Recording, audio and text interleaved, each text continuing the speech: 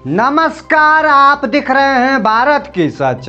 आज जो सवाल पूरे उत्तर प्रदेश के गांव-गांव में गूंज रहा है वो सिर्फ एक सवाल नहीं बल्कि एक बेचैनी है, वो भी प्रधानी चुनावी को लेकर के। सियासी तूफान की आहट गली गली में जोरों शोर से बह रही है। हर तरफ अफरा तफरी मची हुई है। ग्राम पंचायत चुनाव कब होंगे, लेकिन हैरानी की बात यह है कि इस सवाल का जवाब किसी के पास नहीं है। ना जनता के पास है, ना उम्मीदवारों के पास है और शायद सरकार के पास भी नहीं है। सोचिए, सिर्फ 12 से 15 दिन बचे हैं और 26 मई को ग्राम पंचायतों का कार्यकाल खत्म होने वाला है। यानी गांव की सत्ता का पूरा ढांचा 1 तारीख के बाद उधर में लटक सकता है। अब यहीं से कहानी और दिलचस्प हो जाती है, बल्कि सस्पेंस से और भर जाती है, क्योंकि सवाल सिर्फ चुनाव का नहीं है, सवाल है सत्ता का, नियंत्रण का और उस खेल का जो पर्दे के पीछे खेला जा रहा है।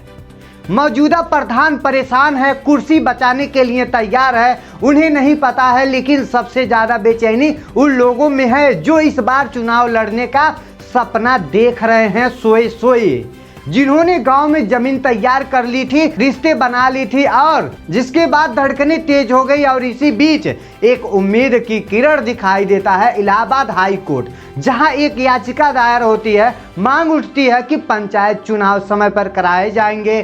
कोर्ट भी सवाल पूछता है, लेकिन कहानी यहाँ भी सीधी नहीं है। पहले 17 मार्च रखा गया, फिर 25 मार्च, फिर 8 अप्रैल और अब तारीख पे तारीख, बस तारीख पे तारीख बनकर रह जा रही है। और चुनाव अभी भी अनिश्चितता के घेरों में पड़ी हुई है, क्योंकि ये सिर्फ देरी नहीं है, ये एक पैटर्न है, एक ऐसा पैटर्न जो इशारा करता है कि शायद अब कुछ उतना सीधा नहीं है जितना दिख रहा था। याचिका में साफ कहा गया कि 26 मई से पहले चुनाव कराना जरूरी है, लेकिन सवाल ये है, अगर इतना जरूरी है तो तैयारियां क्यों नहीं हो रही है? राज्य निर्वाचन आयोग से जवाब मांगा गया, हाल फिलहाल में दाखिल भी हुआ, लेकिन जमीन पर कोई हलचल नहीं, ना कोई आरक्षण, ना कोई प्रक्रिया, ना कोई कमेटी, ना कोई गठन। ये कहानी वैसे के वैसे सन्न पड़ा है। सूत्रों की माने तो सत्ता के गलियारों में कुछ और ही चल रहा है। कहा जा रहा है कि सरकार खुद इस समय चुनाव कराने के पक्ष में नहीं है। क्यों? क्या वजह? सिर्फ तैयारी की कमी है या फिर इसके पीछे कोई बहुत बड़ा राजनीतिक गणित छुपी हुई है? क्योंकि पंचायत चुनाव सिर्फ गांव की सरकार तय नहीं करते हैं, यह तय करते हैं आने वाले विधानसभा चुनाव की दिशा को। और यहीं से शुरू होता है असली खेल, जहां दोस्त दुश्मन बनते हैं और अपने ही पार्टी के खिलाफ दूसरा कोई विपक्षी खड़ा हो जाता है। आपको बताएंगे कैसे पंचायत चुनाव का ये खेल सीधे विधानसभा की सत्ता को प्रभावित कर सकता है और क्यों ये देरी सिर्फ देरी नहीं बल्कि एक सोची समझी रणनीति हो सकती है। और अब कहानी पहुंचती है उस मोड़ पर जहां सस्पेंस अपने चरम पर है, क्योंकि जो दिख रहा है वो शायद पूरा सच नहीं है। असल खेल शुरू होता है यहाँ से। पंचायत चुनाव सुनने में भले छोटे लगते हों, लेकिन इनकी गूंज सीधी लखनऊ की सत्ता तक जाती है। गांव का चुनाव शहर की राजनीति को हिला देता है और यही वजह है कि हर पार्टी, हर नेता इस चुनाव को हल्के में नहीं लेता है।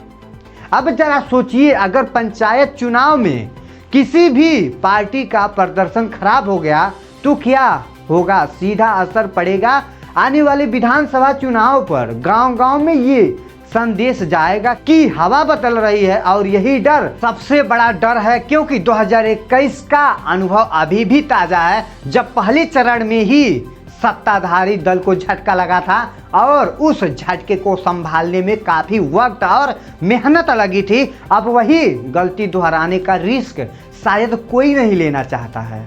और यही वजह है कि अंदर ही अंदर एक सियासी कैलकुलेशन चल रही है।